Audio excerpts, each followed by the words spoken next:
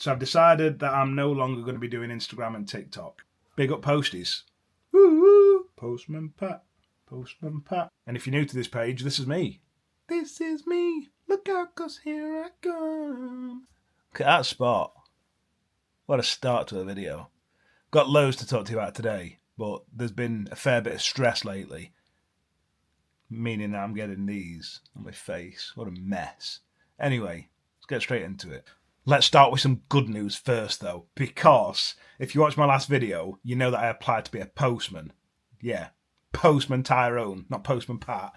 And I bloody got it. I did. I got a phone call yesterday, and they rang me, and they were like, "How do you think it went on your interview?" And I was like, other than the fact I turned up in jeans and a fleece, and I forgot that you're supposed to wear suits for interviews, I think it went all right. And he says, "Yeah, honestly, it's fine.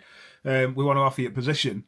And I was just like, yes. I told both my kids, and they ran up to Mum, and they were like, "Dad's going to be a postman."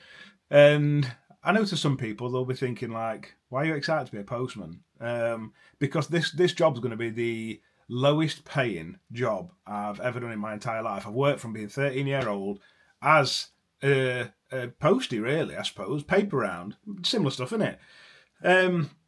Other than when I got medically discharged from the Marines when I was 18, because I bust my left knee, and they were like, "Yeah, bye Felicia, you're not going to fix that, like, see ya, get gone."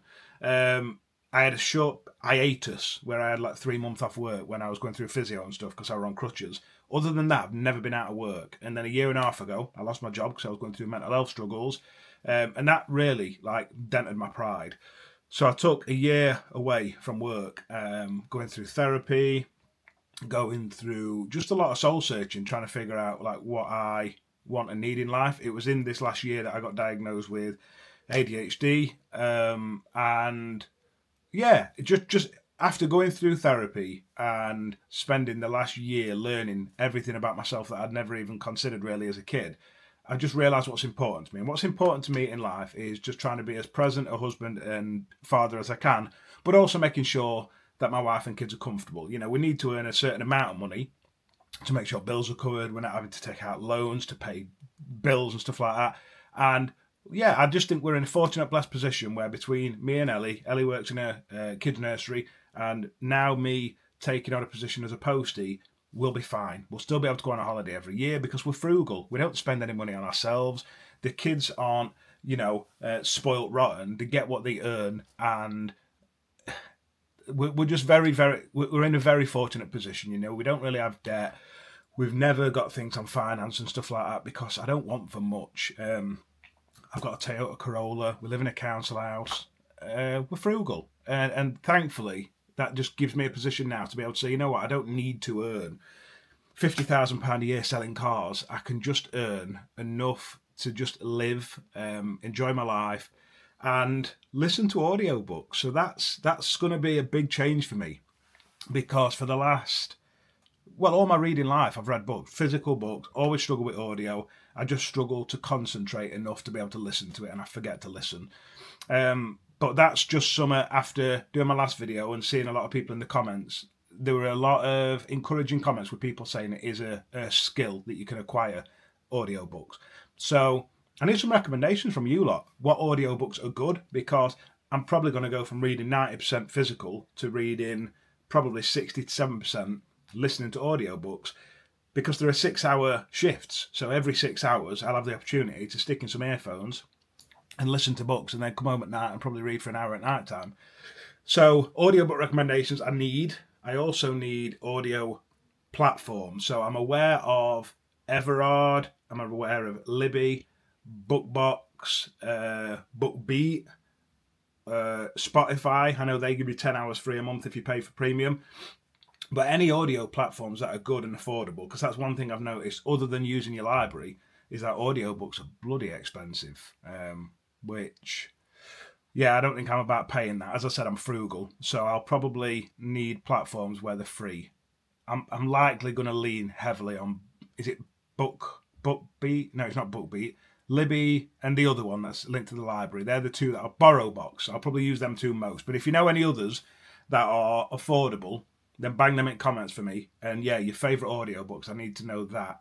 Because it's going to be a learning curve. I'm going to be trying to figure out how to listen and not like look at cats crossing road and stuff and then get distracted. But I'm just buzzing. I'm really excited to get back to working, and I'm excited that I'm at a point in my life where I just don't care about the title that I have. I always cared before I went through my suicidal thoughts a year ago. When people used to ask, like, what do you do for a career? It were almost like a game of top trumps. I felt like I needed to try. I were a car salesman, but I always felt like I needed for people to like believe that I was successful in my career and stuff, because society told me that as a man I should go to work and earn a certain amount of money to look after my kids and give them the best life. But the thing is, my wife is very similar to me. She don't want fancy cars, fancy clothes, and big houses. So why am I trying to please others when me and my wife are already happy? So yeah, I'm just really excited to do a job that I know is going to be good for me mentally, and it's also going to be good for me physically, because I've gained 5 stone in the last year and a half in trying to get off antidepressants and sitting at home reading books, not being active. So I'm looking forward to getting out and exercising, losing some of my weight, and I've always had a bad relationship when it comes to weight and body image. And again, it's always been an issue with how I'm perceived. I worry about what other people think about my physical appearance. I worry about just strangers in the street. And honestly, after going through what I went through this last year, it's just made me realise what's important. And what's not important is the opinion of strangers. I am, for the first time in my life, when it comes to my body image and my weight, I'm looking forward to losing weight, but just solely to be healthier, to just be a better example for my kids. And I'm not losing weight to try and look better for anyone else other than just for me. And that's such a freeing feeling for the first time, to know that I'm going to lose weight because I'm forced to exercise as part of my job, but I'm not doing it for any kind of self-image reasons. And that's strange for me, because I've always really, really struggled with my self-image. So yeah, big up posties. Woo! Postman Pat. What's next? But I have to write my stuff down that I need to talk to you about, because if I don't write it down, I forget. Next up, I've wrote stepping back from other socials. Yeah, so I've decided that I'm no longer going to be doing Instagram and TikTok. For my mental health first. So a year and a half ago, when I got signed off work, I decided to start doing social media and just talking about books that I love. And I started initially on Instagram and TikTok. About 6 months in, I decided that I wanted to try and see if I could make it into a career, and it started off well. You know, I got approaches from companies, and you start to realise quite quickly that companies will pay a good amount of money for a single post. You know, there's companies out there who will pay small creators £1,000 a post for a 2 or 3 minute video. But again, over time, what that showed me is that I just truly don't care about money. And money, I'm not money motivated at all. Now, especially, that I've realised that I don't need to make anyone happy other than the people in my household. And I suppose it all goes back to the fact that my household isn't a materialistic household. You know, my wife doesn't want a better car. She doesn't want a bigger house. So I'm like, why do I need to make money from my social media platforms if we don't really do anything with that money other than go on holiday? But we can go on holiday anyway. We went to Cleethorpes recently. Banging. Wicked time. Cost us... Well, actually, Ellie's mum paid for this one, but the last time we went to Haven, it cost us a few £100. And the kids enjoy caravan holidays as much as they enjoy going to Nerca in Spain in a Villaway swimming pool. And if I'm honest, sometimes when I go to Spain, I'm a bit too big for that weather. I get often sweaty and bothered. I don't have that issue in England. So, anyway, I digress. What I love most about, and one of the reasons I kept my Instagram and TikTok platforms, is because I love getting free books from publishing houses. That's honestly one of the only reasons I kept the account. This is how mental I am, and I am mental. I know that. You know, you don't get put on all the medication that I got put on, signed off work, if you're not a little bit like, woohoo. If a company approached me and said, look, we want to give you £1,000 to do this ad, or we're going to give you a special edition book. It's worth about £150, but it's a special edition book and you don't have to do a video. You just have to maybe talk about it at some point. I'd take the book, because I get excited by new books. That's exciting to me. And I know some people will be like, yeah, but if you got £1,000, you could buy 7 new books. No, because if I got £1,000, I'd feel guilty for buying 7 new books. I'd feel like I need to save it up for Christmas, or just do something for the kids and the wife, or something within the house. Whereas if someone's giving me a book, that's mine. No one can make me feel guilty for spending something I don't have. And it just became less and less and less. Over time, it became that more of the ways that you would manage an Instagram and TikTok account was just to try and grab as many people to the screen as possible, make as many people watch your videos, and then you make money from that because companies will approach you and stuff. And I was just like, I'm not interested in that. I don't want to make money. I don't want to be an entrepreneurial influencer millionaire. It just doesn't excite me. So I found myself spending so much time just sat by my phone, and I obsess over keeping people happy. I worry about upsetting people, and if I got a comment on Instagram or an inbox on Instagram, I felt the need constantly to reply to it. And it just meant that I had my phone with me all the time. So I was sat on my phone all the time. And for me, I'm not saying this is for everyone, but for me, phones and social media, doom scrolling is just so bad for my mental health. So I took the decision yesterday, after speaking to my wife. I said, look, I know that you've told me not to give up on my other platforms because I've spent a year and a half trying to build them up, but they don't bring me happiness anymore. I'm only doing it to try and keep other people happy. I'm doing it so that if someone's struggling with mental health, they've got somewhere to go to. But I feel like I've done enough work in the last year and a half at pointing out channels where people can go to if they're suffering with mental health, that they don't need me. And it started to affect me mentally. You know, being on Instagram and TikTok constantly and seeing the things that you see on there, it's just no good for me. So I said to my wife, I'm going to give that up, but I'm not going to give up YouTube. I truly feel like YouTube for me is almost like therapy. I love just sitting down and chatting about books and talking about life updates and just rubbish. I really, really enjoy it. And I come away from recording YouTube videos and it's almost like a weight's been lifted off my chest. Some things that maybe I don't want to put on my wife all the time, I get to come and put on you lot, and you lot take a lot of the weight. And then it's nice to share, you know, life experiences, because as I've said before, outside of my social media, I don't have really a social circle when it comes to friends. I've got my wife and my best friend Dale growing up. We meet up from time to time, but it might be every 6 months or so. But other than that, I don't really have anyone that lives near me who I can just go and chat to on a daily basis or a bi-weekly basis. So it's nice to be able to come here and talk to you lot just about life. And it's almost just like having a massive group of mates. And that's something I've always longed for, but really struggle with because it's hard finding friends at 35. So yeah, that's that. I've stepped away from them social medias, and I've also closed down my book club. So anyone that is part of my Fable book club, again, I'm really sorry, but it was just taking a lot away from my own personal life. It was a lot to manage. It was putting stress on me. I'm a big mood reader, so I'd tend to put a book out at the start of the month and say I want to read this book, and then by the time I come around to it, I'm like, I'm not in mood. But then I'd try force myself to read it because I've said that this is what we're going to read. So I took a step away back from Fable as well. I was a partner with Fable. They didn't pay me or anything like that. But I worked closely with them on upcoming changes to the app, and I gave them ideas and things like that. So it'd be a shame to separate that partnership. But again, it was an unpaid partnership, so it's not like it made me anything. I don't actually have a single paid partnership in anything that I do now, considering that I'd built a following of like 150,000. Yeah, it just doesn't excite me.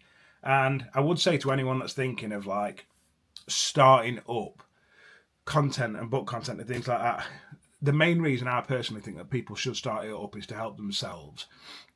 If you know, you start off doing book content and things like that and you start to really enjoy it and you start to make a living from it, then by all means carry on. But there's a lot of negative stuff that comes with content creation. The burden of feeling like you need to be there for other people, the amount of time it takes you away from your family and just forces you onto your phone.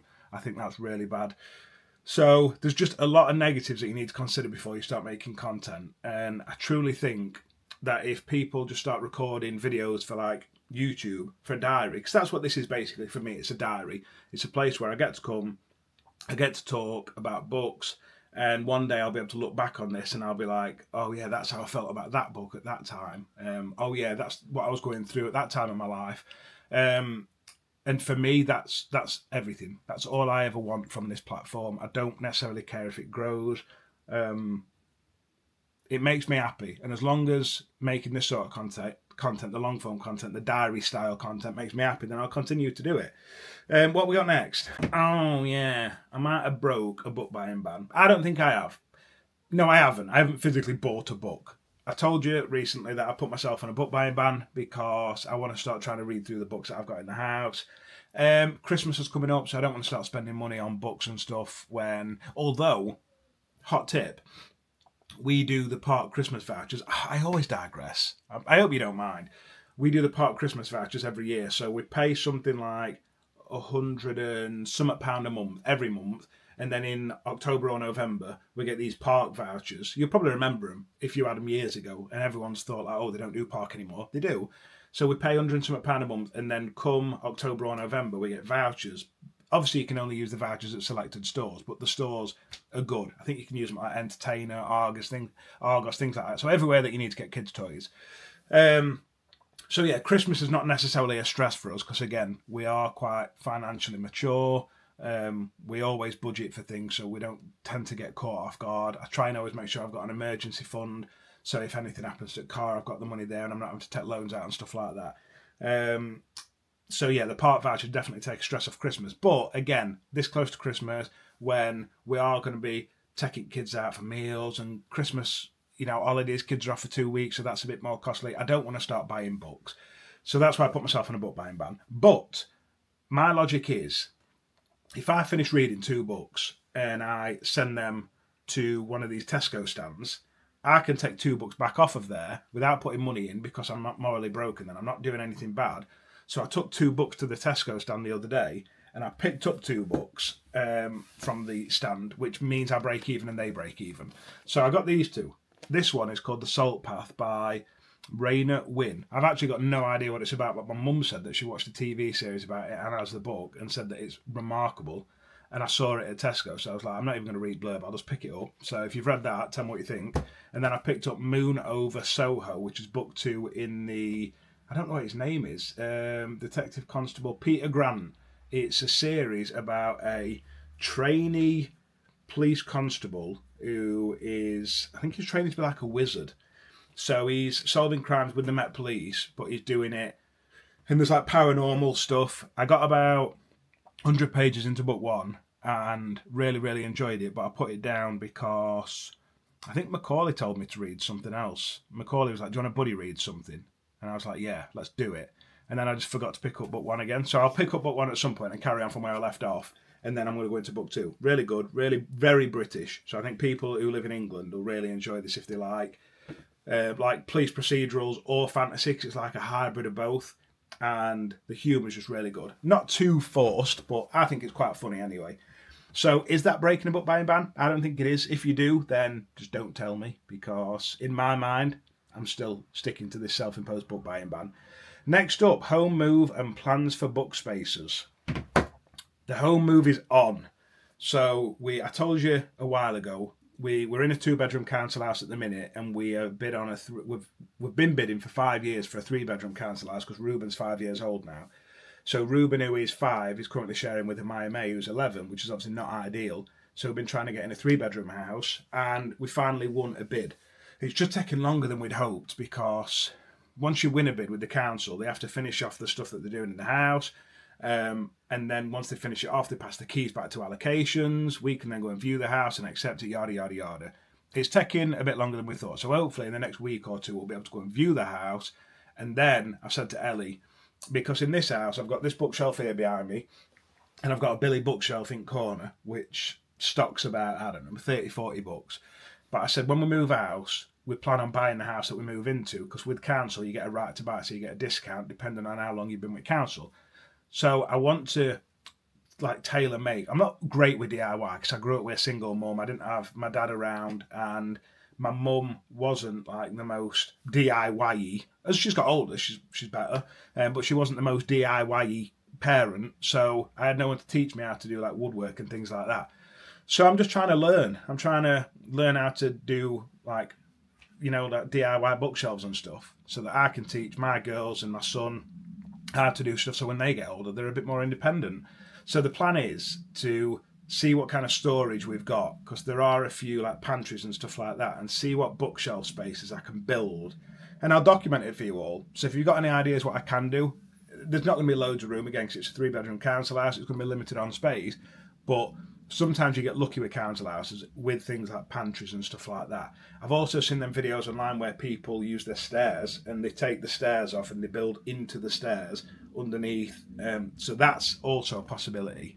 But I've also got to do it all my own. So I need to make sure that whatever I do is safe, obviously, because I don't want kids falling over and being in A&E, because A&E wait times now are like 15 days. You can be in there for literally an age. It's not 15 days, obviously, but how can I moan? We don't pay for it. Well, we do. It's paid out of tax, but hey-ho, we're lucky.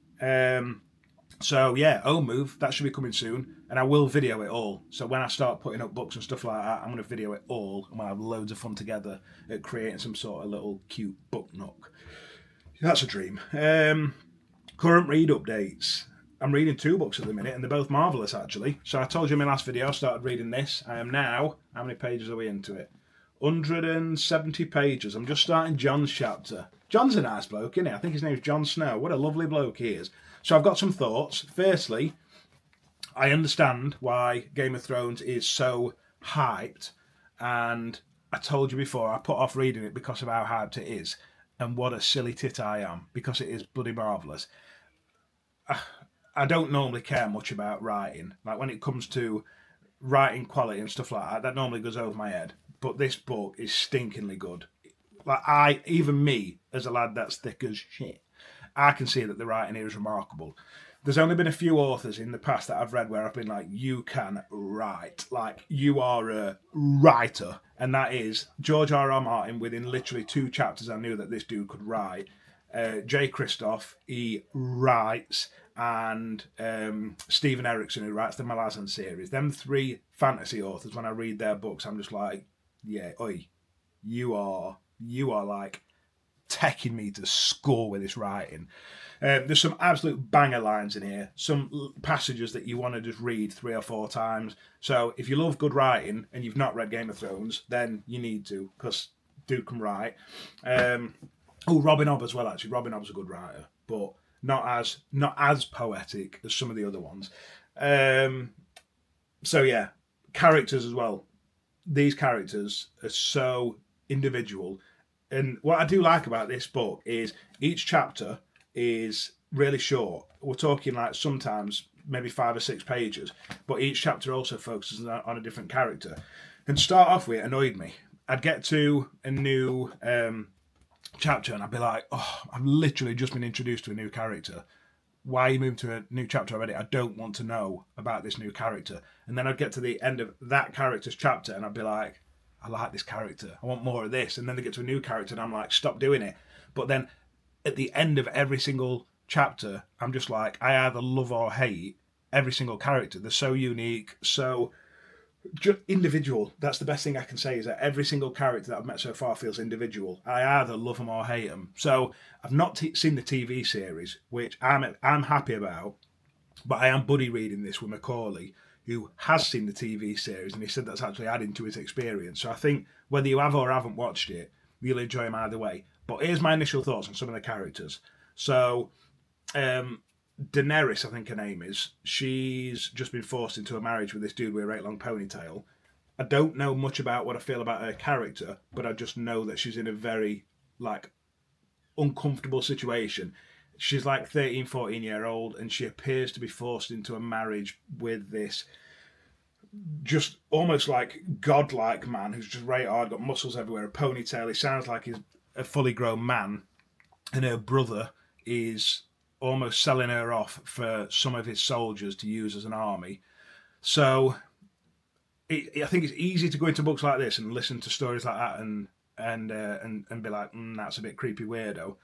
But then this book's set thousands of years ago, and stuff like that would have been completely normal back then. There's still parts of the world now where it's normal for grown-ass men to marry kids.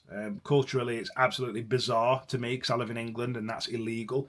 But, you know, there are still places in the world where that is okay. So I'd never give up reading a book just for that. Yeah, it makes me feel a little bit uncomfortable, but again, it happened and still happens.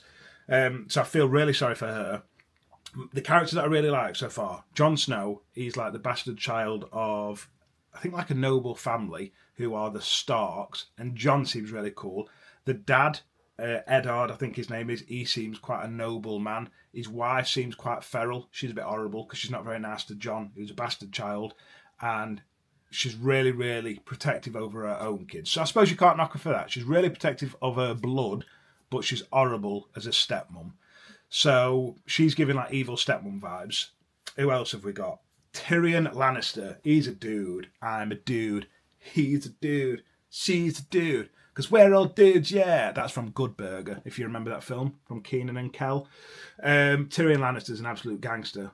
Some of the lines that I've read so far in this story that have been absolute bangers have all been from Tyrion Lannister. He's a guy that's got dwarfism, who reads books, and he just talks constantly about the fact that all his family are really strong physically, and he isn't. So he's got to strengthen his mind and be the most clever.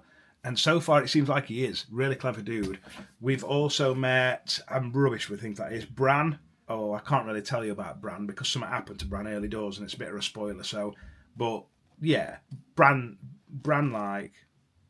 yeah, bless him. Daenerys, Jon, I spoke about Jon. Tyrion, legend. Love Tyrion. I think that's about it. Arya. Oh, there's two sisters who are part of the Starks. Arya and some waste gal. I forgot what her name is. She's right annoying. I think I've got that right. So Arya she reminds me of Thingy from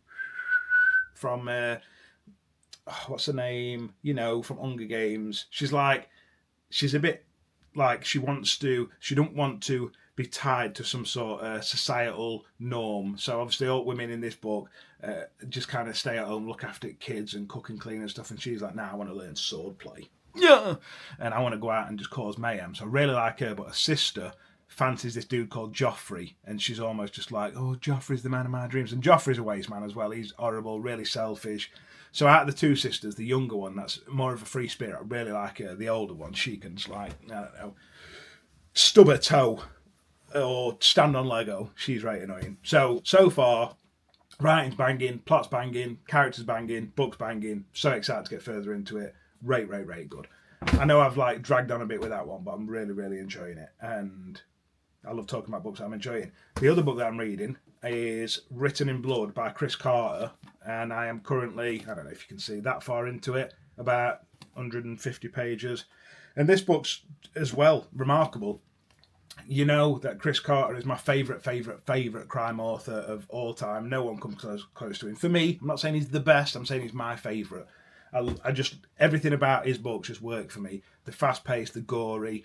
And this book's a little bit different to, especially the last book that followed a bad guy, we'll say, who's been mentioned a few times and who's almost like the arch nemesis of the main characters in this book, Robert Hunter and Garcia. But this one follows, right at the start of the book, a woman is in a bar and she pickpockets this bag. And when she gets home, she opens the bag and it turns out within the bag is a journal. When she opens the journal, it's almost like a murder diary of this serial killer. So it turns out she's nicked a murder diary off of a serial killer who's basically documented like 16 people that he sent to Jesus in horrible ways. She then drops it off at the FBI, and the FBI are like, who sent this? They're trying to find out who sent it. They eventually find her. This is not really a spoiler because this is early on. They eventually find her, and the guy who she stole from is trying to hunt her, as well as be a crazy psycho and stuff. So they're trying to keep her safe, as well as hunt the killer. The only thing I will say is, compared to some other Chris Carter books, it didn't get as gory as Quick, but it got to about page 135, and then there was a gory passage in it, and I was like, there you are, Chris, you sick and twisted individual. I love it. So, really enjoying this. This is like book 11 in the series. I've read them all in order. I think I've only got 2 more books to read after this, so I'm definitely taking my time because I don't want it to end. But I don't think the series is finished, so hopefully Chris will keep writing more because he's just bloody spectacular. Current read update's done, and I'm going for a curry tonight with family. That might sound like nothing to a lot of you, but me and Ellie very rarely get any time to ourselves because, we've got kids. We're just like most families who have got kids. You've got to put your kids first so you don't get time to yourself. And my mum very, very kindly said to me on Thursday, do you want me to have kids on weekend for night? And I was just like, yes, I do. So me and Ellie are going out for a curry tonight, and I'm just very excited. because it's nice to feel like husband and wife. I think it's very easy, isn't it, to fall into the trap of feeling like friends when you have kids. You forget about each other, you don't spend enough time with each other, you don't really pay enough attention to one another.